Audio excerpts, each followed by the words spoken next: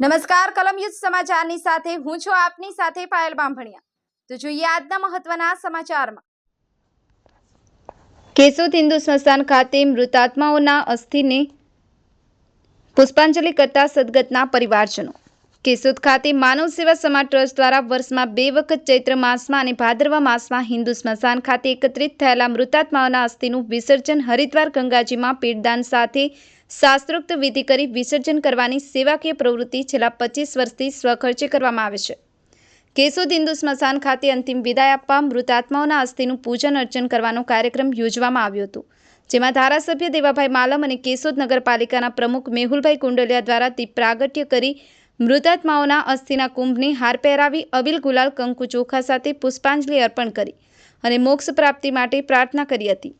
ઉપરાંત આજના આધુનિક જમાનામાં સમયનો પણ અભાવ વર્તાઈ રહ્યો હોવાથી દરેક લોકો ઈચ્છે તો પણ હરિદ્વાર જઈ શકતા નથી, તેવા હાસ્યથી કેશોદ માનવ સેવા સમાજ ટ્રસ્ટ દ્વારા એક પ્રકારની સમજ સેવા ઉપાડી લીધી છે અને છેલ્લા 25 વર્ષથી નિરંતર ચાલી રહે છે। કેશોદ માનવ સેવા સમાજ ટ્રસ્ટના શશિકાંતભાઈ જેસુર, રાજુભાઈ બોદર, વિપુલભાઈ ઠુબર, કાંતિભાઈ પંડ્યા સહિત કાર્યકરોએ મૃતાત્માઓના અસ્થિની વિસર્જન પહેલા અંતિમ પૂજન અર્ચન કાર્યક્રમ સફળ બનાવવા જહેમત ઉઠાવી હતી।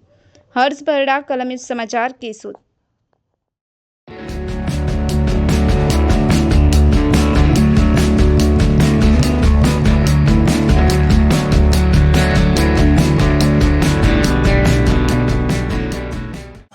કેશોદ માનવ સેવા સમાજ ટ્રસ્ટ દ્વારા છેલ્લા 26 વર્ષથી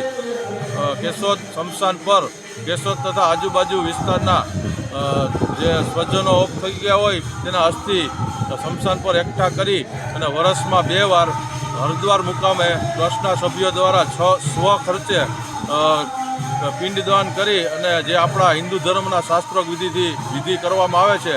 તેમાં ટ્રસ્ટના બધા સભ્યો દર વખતે એક વ્યક્તિ સ્વખર્ચે જઈ અને આ સેવા કાર્ય કરે છે। આ કાર્યમાં આજના દિવસે જે સ્વજનો હોય એના અસ્થિનું અહીંયા પૂજન કરવામાં આવેલ હતું, જેમાં જે સ્વજનો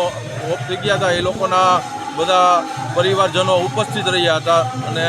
4 થી 6નો કાર્યક્રમ હતો, જેમાં માનનીય ધારાસભ્ય શ્રી દેવાભાઈ માલમ, નગરપાલિકા પ્રમુખ મેહુલભાઈ ગોંડલિયા તથા માનવ સેવા સંસ્થાના ટ્રસ્ટી શ્રી શશીભાઈ જેસુર, વિપુલભાઈ ઠુંબર સહિતના વ્યક્તિ હાજર રહ્યા હતા અને વિવિધ રીતે પૂજન કરી અને અંતિમ વિદાય આપવામાં આવેલ હતી અને કેશોદ